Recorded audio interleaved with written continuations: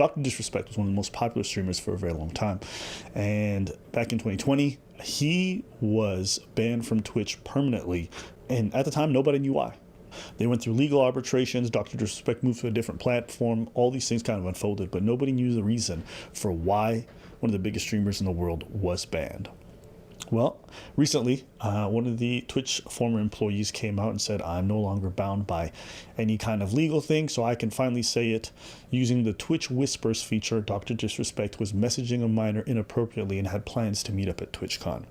And this was corroborated by a few different journalists who had heard of the reason why, but were bound not to say it publicly. Now, very likely there was NDAs that were signed, and generally those have, lifespans.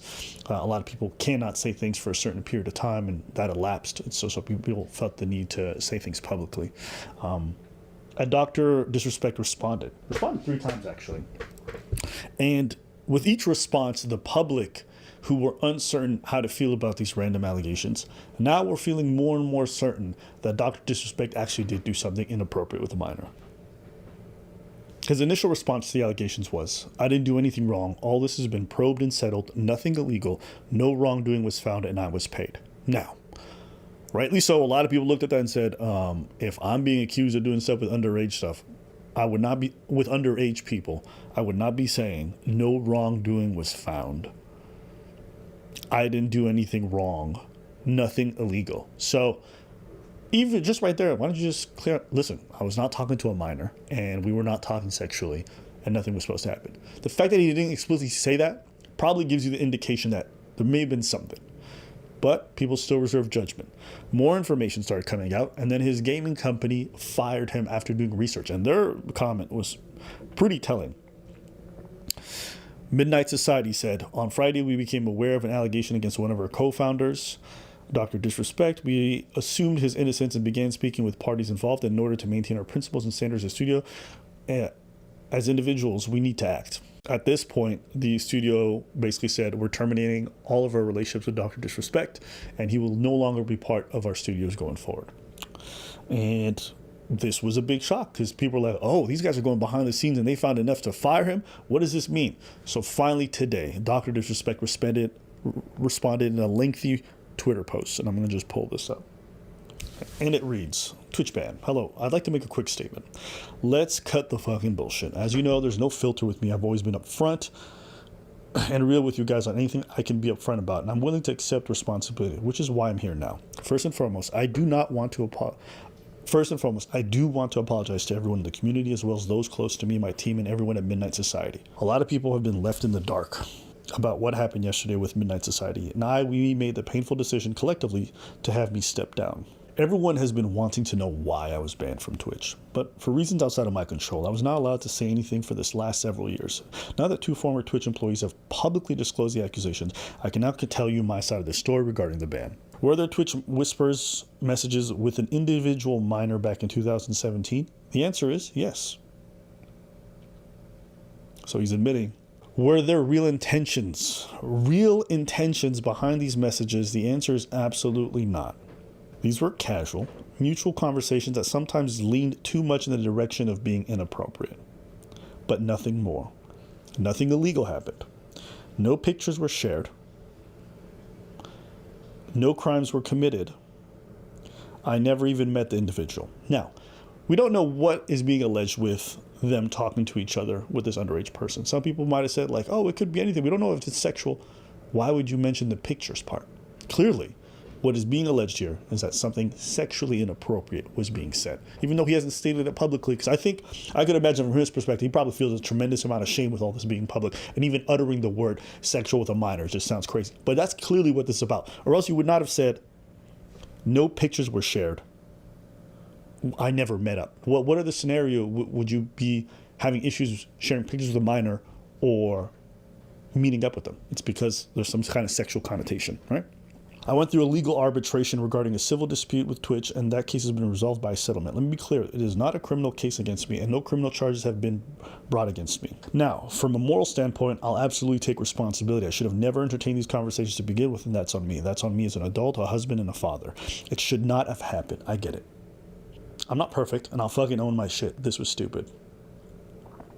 Social media is a destruction zone. I'm no predator or pedo. Are you kidding me? Anyone that truly knows me knows where I stand on these things and these types of people. Fuck that.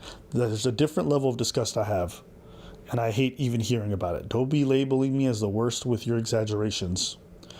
But I think I've said what I needed to say regarding the ban. That's it. This is why Twitch made the decision in 2020.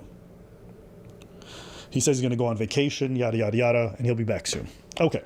Judging by the way these questions were all answered, judging by the fact that they are talking about this pretty consistently, it's pretty clear this is about him saying sexual stuff to young people, or to a young person, and them wanting to meet up. Now, there's two possibilities here.